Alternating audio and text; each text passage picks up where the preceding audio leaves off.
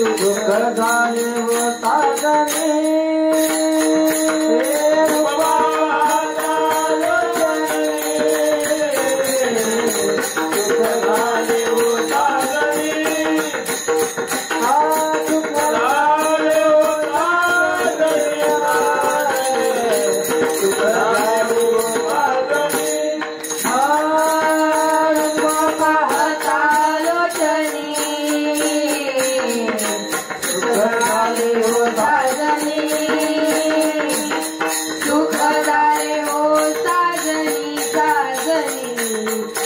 झाले ओ साजनी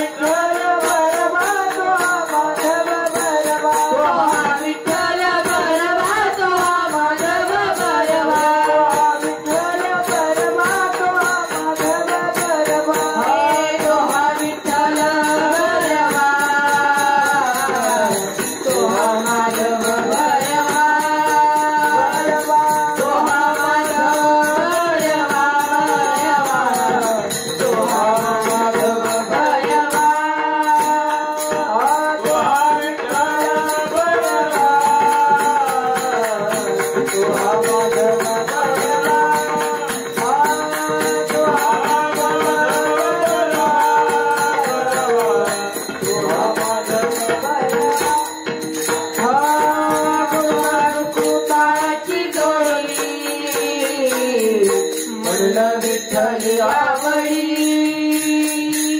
मला विठ्ठली आवडी आवडी मला विठ्ठली आवडी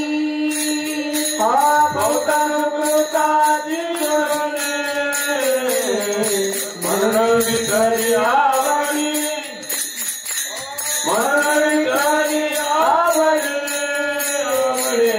मला विठ्ठली आवडी तो हा विठ्ठल बरवा तो हा माधव बरवा विठ्ठल बरवा तो हा माधव बरवा तो हा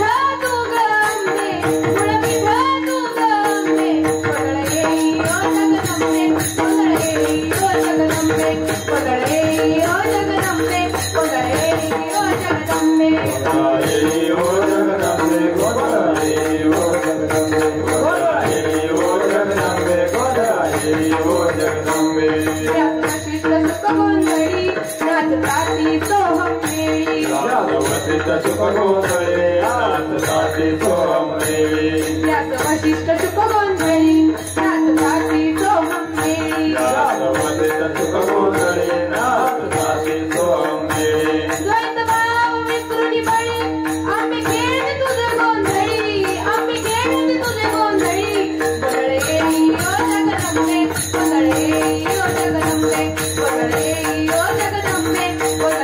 गोंधळे ओ जगदंबे गोंधळे ओ जगदंबे गोंधळे ओ जगदंबे गोंधळे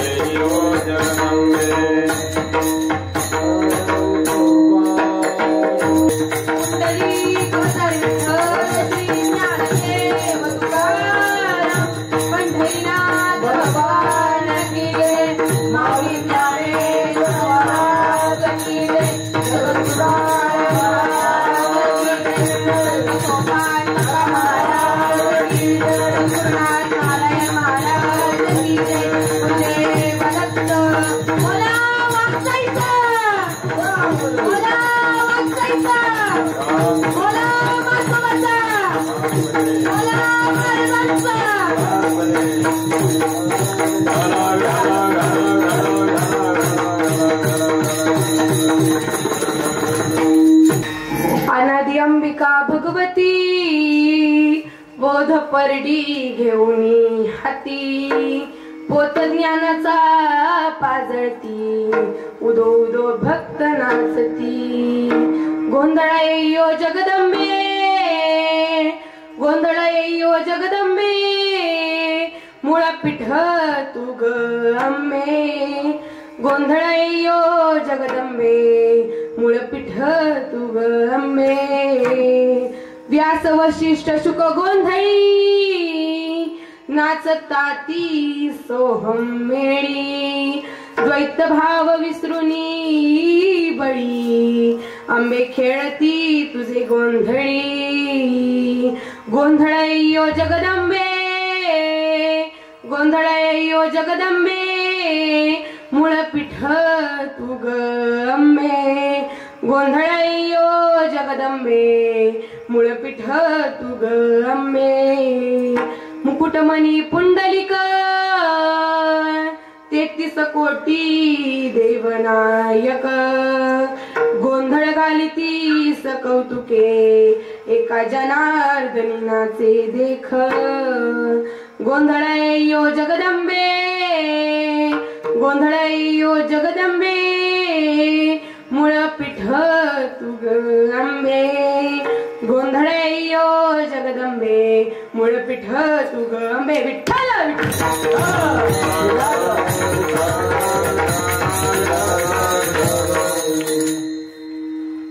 तर आज आपल्या श्री क्षेत्र कुरुंगवडी गावामध्ये वाघजाई माता यात्रा उत्सवानिमित्त होत असलेल्या कीर्तन रूपी सेवेला सुरुवात करण्यापूर्वी ब्रह्माधिकाऱ्याचं ध्यान लागतो जो पांडुरंग पंढरपुरात विटेवरती उभा आहे जो भक्त ह्या जगाचं काही जरी झालं तरी भगवंत आम्ही तुझी भक्ती कधीही सोडणार नाही. जो सर्वसाक्षी सर्वेश्वर आहे, जो या प्रलयकालचा शासक आहे, जो या मायेचा नियंता आहे, त्याच्या इच्छेशिवाय इथलं पानही हलत नाही, अशा तुमच्या माझ्या जगाच्या बापाला पंढरीश पांडुरंग परमात्म्याला एकदा नमन करूया. पांडुरंग करू प्रथम नमन, पांडुरंग करू प्रथम नमन, प्रथम नमन, पांडुरंग करू प्रथम नमन. या देवी सर्वभूतेषु भक्तिरूपेण संस्थितः नमस्तस्यै नमस्तस्यै नमस्तस्यै नमो नमः. या देवी सर्वभूतेषु वाणीरूपेण संस्थितः नमस्तस्यै नमस्तस्यै नमस्तस्यै नमो नमः. जय तु जगदंब भवानी, जय तु जगदंब भवानी, बोल तुरी नारायणी. जय तु जगदंब भवानी, भो मोठनी जय नारायणी. जय गिरिराज किशोरी, मयी महेश मुख किशोरी. जय गजवदन गजानन माता, जय गजवदन गजानन माता, भोज सुख दिशा मीन सुखदाता. आई राजा, आई राजा, वागजायचा. सर्व मंगल मांगल्ये शिवे सर्वार्थ साधिके शरण्ये त्र्यंबके गौरी नारायणी नमस्तुते, नारायणी नमस्तुते, नारायणी नमस्तुते. विठ्ठल विठ्ठल. प्रथम चरणामध्ये नाथ महाराज सांगतात, आनंदी अंबिका भगवती बोध परडी घेऊन येते, पोत ज्ञानाचा पाजळती, उदो उदो भक्त नाचती. आनंदी म्हणजे काय हो? आनंद देणारी, आनंददायी. ही आपली आनंदी अंबिका, आपली वाघजाई माता देखील आनंद देणारी आहे. वाघजाई मातेच्या तोंडाकडं, आपल्या त्या मुकुटाकडे बघितलं तरी सुद्धा असा आनंद मिळतो आपल्याला की हृदयाला बरं वाटतं की देवी कुठंतरी आपल्या ठिकाणी आपण आलो. देवीकडे बघितलं तरी चित्त कसं समाधान पावतं. तसंच त्याप्रमाणे वाघजाई या देवीच्या नावाचा अर्थ काय हो? वाघ. आपल्याला सगळ्यांना माहिती आहे वाघ. जाई म्हणजे, जाळीचे दोन अर्थ होतात, एक म्हणजे उपभोग घेणारी आणि दुसरं म्हणजे जाळी. तर जाळी तर अर्थ होऊ शकत नाही. उपभोग घेणारी म्हणजे वाघाचा उपभोग घेणारी, वाघाचा उपयोग करणारी म्हणजे आपली वाघजाई माता. आणि पूर्वीच्या काळामध्ये काय असायचं? पूर्वीच्या काळामध्ये असे रस्ते वगैरे नव्हते आपले. आता कशी डांबरी झाली, सिमेंटचे रस्ते झाले, तशी डांबरी वगैरे नव्हती. परंतु लोक वनामधनं पाऊल वाटांनी चालायची आणि पाऊल वाटांना चालायची. कधी कोणतं प्राणी मध्ये सांगता येत नव्हतं. आपल्या जीवाचं काय होईल, बरं वाईट होईल सांगता येत नव्हतं. मग सगळ्यांना अनेक प्रयत्न करायचे. ते जल पाण्याला देवता मानायची, जे सूर्यप्रकाश तो सूर्याला दैवत्व बहाल केलं, चंद्र शीतल तो चंद्राला दैवत्व बहाल केलं. मग आता त्यांना सगळ्यांना भीती वाटायची की प्राणी आपल्याला काही करतील का, काय वाघ बीघ आपल्याला काही करेल का. मग वाघावरती आरूढ असणारी आपली वाघजाई माता, जी वाघाची स्वामीने, त्या देवीची स्थापना आपल्या वनराई ठिकाणी करायची, जिथं सगळीकडे वन आहे, जिथं कोण दुसरं ते राखीव बाग ठेवलेला असतो ना, जिथं कोणी हात लावायचा नसतो, त्या ठिकाणी आपली वाघजाई माता स्थापन केली जाते. आपली देखील वाघजाई माता वनाच्या ठिकाणी. परंतु इथं गर्दी कमी आहे का, काही कमी आहे का आपल्या आईला? मी लहानपणापासून यात्रा उत्सव बघते, इतक्या उत्साहानं यात्रा उत्सव साजरा केला जातो की वाटतच नाही की देवी एवढ्या लांब आहे सगळ्यांपासून. असं वाटतं की सगळ्यांच्या हृदयातनं सगळे लोक देवीची भक्ती करतात. विठ्ठल विठ्ठल विठ्ठल.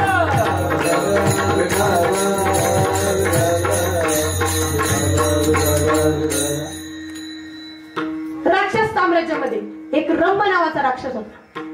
अकरार विकरार असणार तो राक्षस. त्याची एकदा नजर नदी किनारे चरत असलेल्या एका सुंदर अशा म्हशीवरती जाते.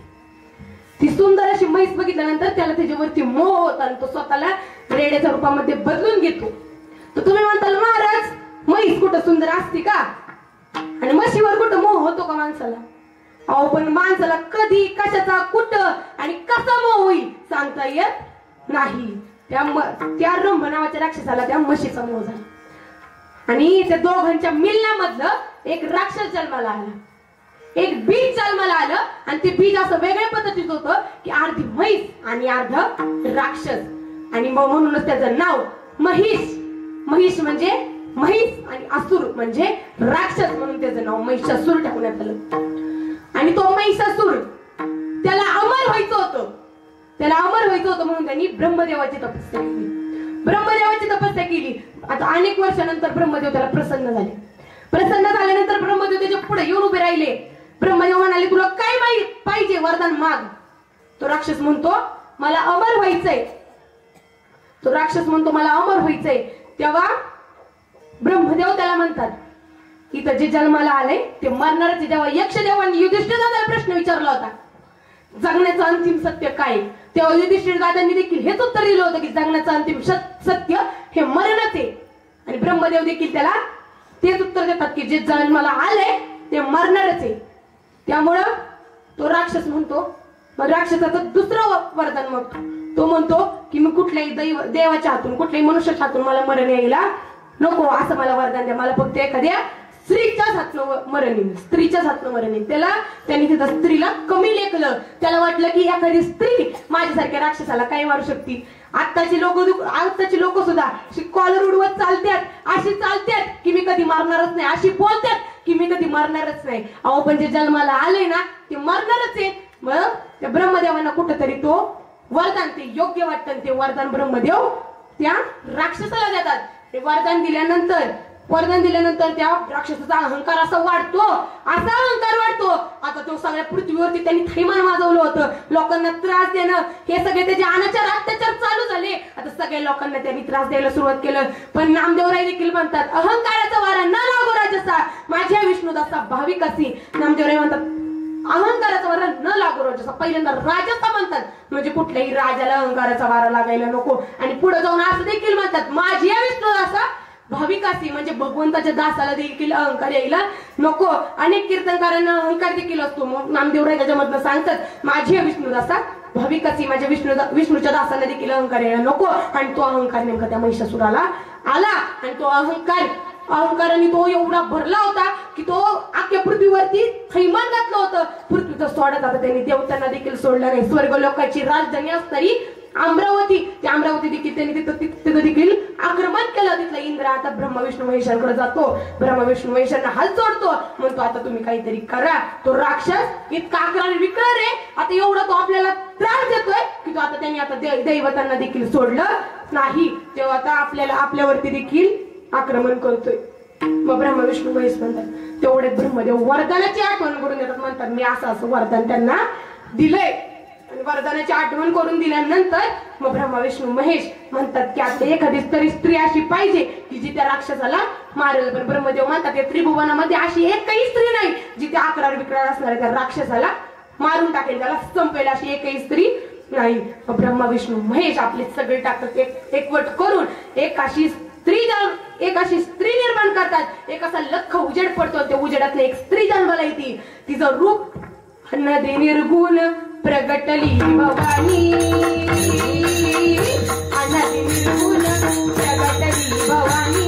मोह महिषासुर मर्दाना लागून त्रिविध तापाची करावया झाडणी, त्रिविध तापाची करावया झाडणी. भक्ता लागी तू पावती निर्वाणी. ऐसा जोगवा जोगवा मागे ऐसा जोगवा जोगवा मागे ऐसा जोगवा जोगवा मागे ऐसा जोगवा जोगवा मागे. आणि तिथं गुण वागजाई होता आपल्याकडून गौडीत प्रकटली. महिषासुर मर्दिनी वागजाई माता आपल्याकडून गौडीत प्रकटली. आणि उद्धार केला आपल्याकडून गौडीकरांचा. जोगवा मागच्याही वागजाईचा, जोगवा मागच्याही वागजाईचा.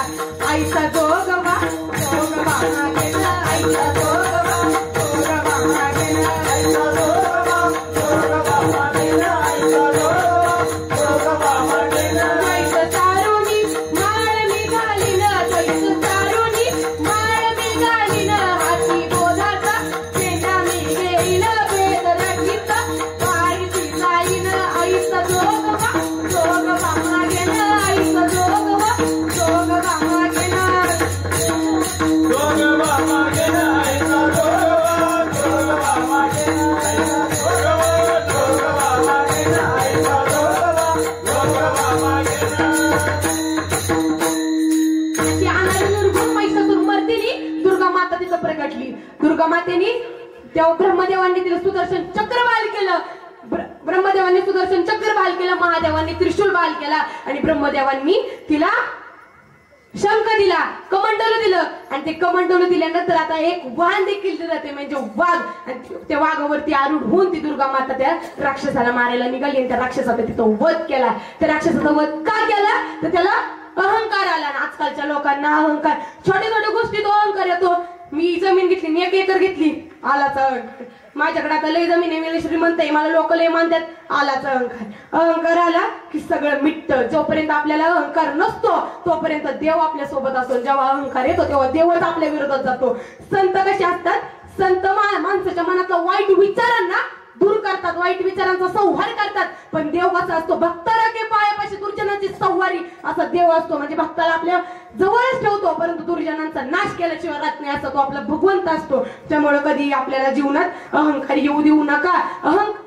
आणि जर त्या राक्षसाचा जर अहंकार गेला असता, त्याला अहंकार आला म्हणून तो मेला, त्याचा जर अहंकार गेला असता, ज्याचा अहंकार गेला तुका म्हणे तो देव झाला, तुका म्हणे तो देव झाला, तुका म्हणे तो देव झाला.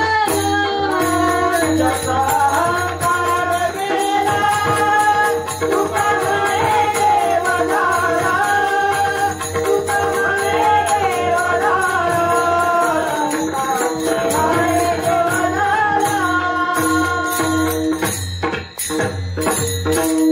त्यामुळे आता देखील आपल्या मनामध्ये आपण का आपल्यातल्या जर षडविकारांचा जर नाश झाला तर आपण देखील संत होऊ शकतो. संत असे असतात की त्यांच्यातल्या सगळ्या षडगुणांचा नाश झालेला असतो. शांतीब्रह्म एकनाथ महाराजांचा आज्यांचा आपण हा भंग येत नाही. त्यांचं जर उदाहरण घ्यायचं झालं तर त्यांच्या अंगावरती यवन 108 वेळा तुटला होता, परंतु त्यांचा संयम, त्यांच्यातली असणारी सहनशीलता ती काय काल होती, कारण ते भगवंताचे दान झाले होते. 108 वेळा यवन अंगावरती थुकला तरी सुद्धा त्यांनी यवनाचे आभार मानले. म्हणले तुझ्यामुळे मी पवित्र अशा गंगेमध्ये 108 वेळा स्नान करू शकलो. असे असतात संत. तुका म्हणे तोची संत सोसी जगाचे आघात. ज्याच्यावरती जगाचे आघात होतात तो आणि जो सहन करतो तोच खरा संत असतो. आणि अहंकार आला त्या महिषासुराला अहंकार आल्यानंतर ज्या संतांनी भगवंतांनी ज्या देवीचं ध्यान केलं, ज्या देवीला आठवलं, तेच अभंगाचे प्रथम. दारुड्यांना मोह कशाचा असतो? दारूचा. आणि एक दारुडा होता, तो शेतामध्ये पाणी देत होता आणि पाणी देत असताना त्याला माहित होतं आपल्या बायकोला एक संकष्टी चतुर्थी. आता चतुर्थी म्हणल्यावरती आपल्याला चंद्र आल्याशिवाय काही जेवायला भेटणार नाही. बऱ्यापैकी पाहायला गेलं तर दारुड्यांच्या बायका सात्विक असतात. हिच्यापाशी गेलं की धूप दिव्याचा सात्विक वास येतो आणि ह्याच्यापाशी गेलं की दारूचा वास येतो. मग ते दारुडा शेतामध्ये पाणी देत असतो. आता त्याला वाटतं आता घरी जावं, आता जेवावं.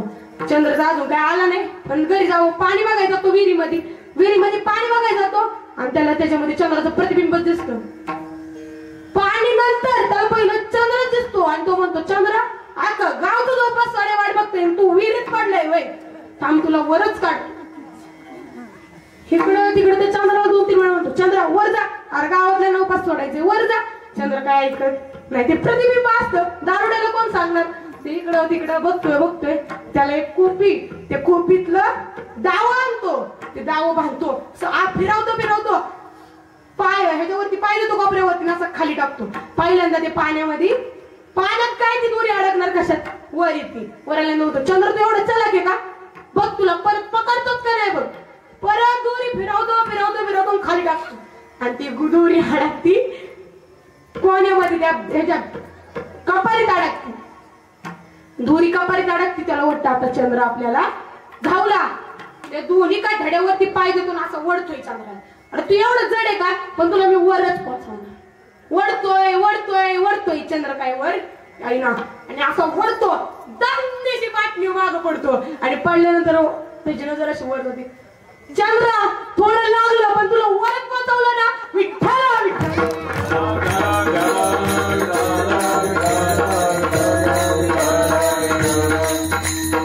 अशी असते दारुडी. पण आईच्या गोंधळामध्ये असली नाचत नाहीत. त्यांना सात्विक गोष्टीचं काही पडलेलं नसतं. आईच्या गोंधळामध्ये कोण नसतं? व्यास, वशिष्ठ, शुकाचार्य. त्यांची महती सांगावी तेवढी कमी आहे. एक साधू तपस्या करत नदीच्या पलीकडच्या साईडला बसलेले असतात. ध्यानस्थ अवस्थेत असताना त्यांना दिसतं 6 वाजून 10 मिनिटांनी जी स्त्री गर्भवती राहील तिच्या पोटी जन्माला येणारं बाळ हे जगाचं कल्याण करणारं जगाचा उद्धारक असणार आहे. मग ते निघतात. आता म्हणतात गावामध्ये कोणती स्त्री गर्भवती आहे का आपण बघायला जाऊ. ते इकडे तिकडे बघतात. आता त्यांना पुढे दिसतील नदी, नदीच्या पलीकडे कोण सोडणार तेवढं ते त्यांना मत्स्य कन्या तिथे दिसतील. त्या कन्येला ते म्हणतात तुम्हाला नदीच्या पलीकडे सोडती का? तर ती म्हणती ठीक आहे सोडते. नावेमध्ये दोघ जण बसतात.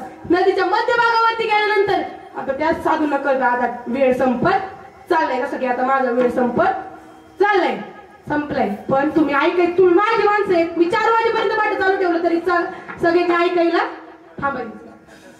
तर त्यांना कळलं की आता वेळ संपत चाललाय. मग आता ते म्हणतात तिला सगळी गोष्ट सगळी हकीकत सांगतात.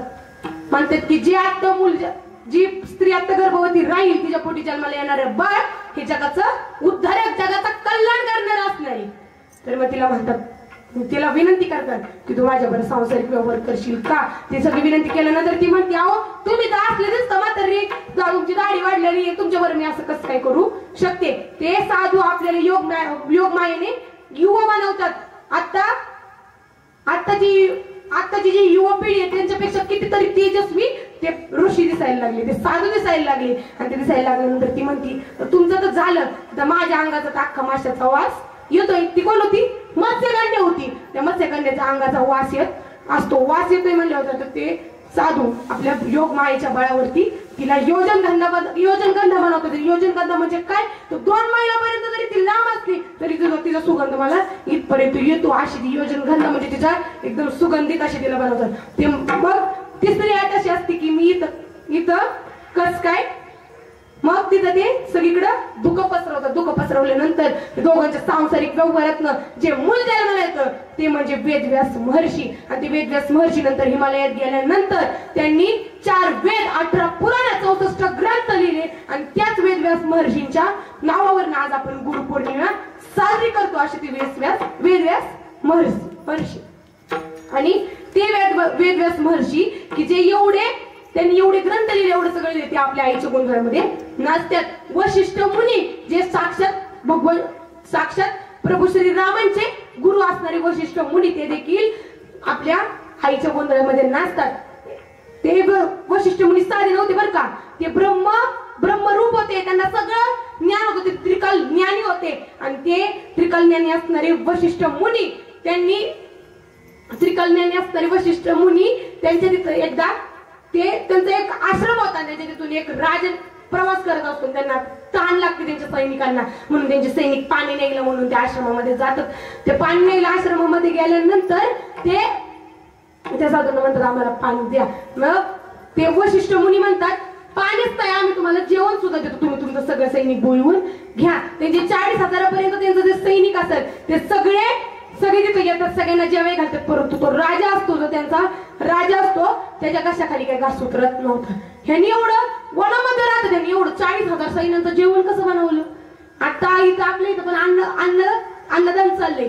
सगळ्यांना असं वाटत होतं अरे एवढी डोंगर त्यांच्याकडे काय? आता विचारतात सुद्धा आमची पोरं, आम्ही गाडीवर येतोय म्हणतात अरे तुमचं मंदिर एवढं डोंगर आहे तिथं काही आहे का नाही? अरे मौली नक्की कीर्तन तिथंच आहे का? बघा रस्ता चुकलाय का?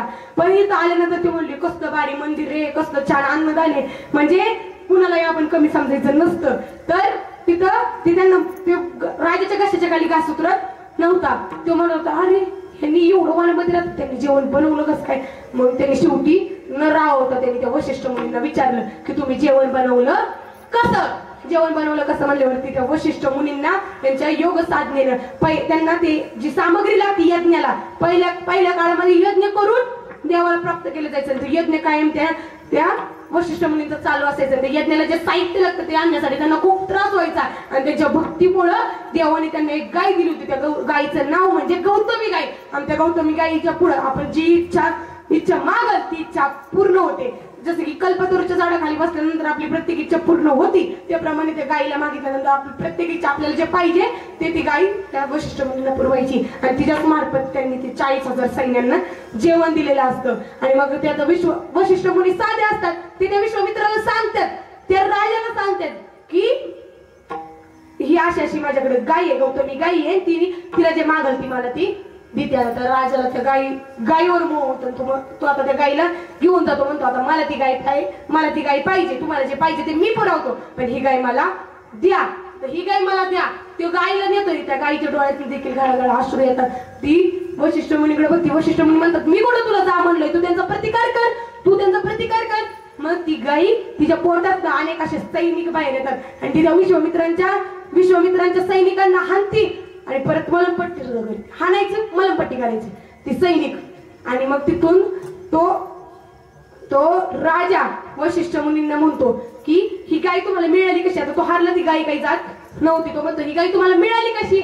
मग वशिष्ठ मुनींनी सांगितलं की मी अशी यज्ञ केले, मी असं देवाची भक्ती केली, त्यामुळे ही गाय मला भेटली. मग वशिष्ठ मुनींनी विश्वामित्रांना उपदेश केला आणि ते विश्वामित्रांनी 60,000 वर्ष त्यांनी ती तपस्या केली आणि ते विश्वाचे मित्र झाले. विश्वामित्र त्यांचं नाव पडलं. ते विश्वामित्र देखील आपल्या आईच्या गोंधळामध्ये नाचतात. आणि शुकाचार्य कोण, तर त्यांनी त्या परीक्षित राजाला, म्हणजे जो आईच्या पोटातनं जन्माला येताना जन्म मरणाची परीक्षा देणार तो परीक्षित राजा, त्याला 7 दिवसात त्याचं मरण येणार होतं कारण त्याला त्या क्षमिक ऋषींचा शाप होता.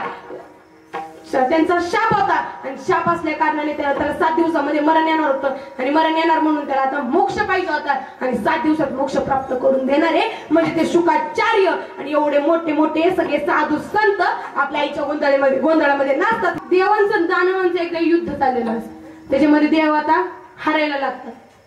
देव हारायला लागल्यानंतर आता इंद्र म्हणतो आता आपण हारायला लागलो. मग तेव्हा देव म्हणतात की आता पृथ्वी लोकावरती मृत्यू लोकामध्ये एक राजा आहे की ज्यांनी लोकांची जनसेवा करून त्याचा आत्मबळ एवढं दृढ झालंय की तो आता कुठलंही युद्ध हारत नाही, कुठलंच युद्ध हारत नाही. मग इंद्रदेव राजापाशी येतात. त्या राजाला म्हणतात की तुम्ही आता देवतांचं सहाय्य करताल का. तो राजा देवतांचं सहाय्य करायला लगेच मान्य होतो.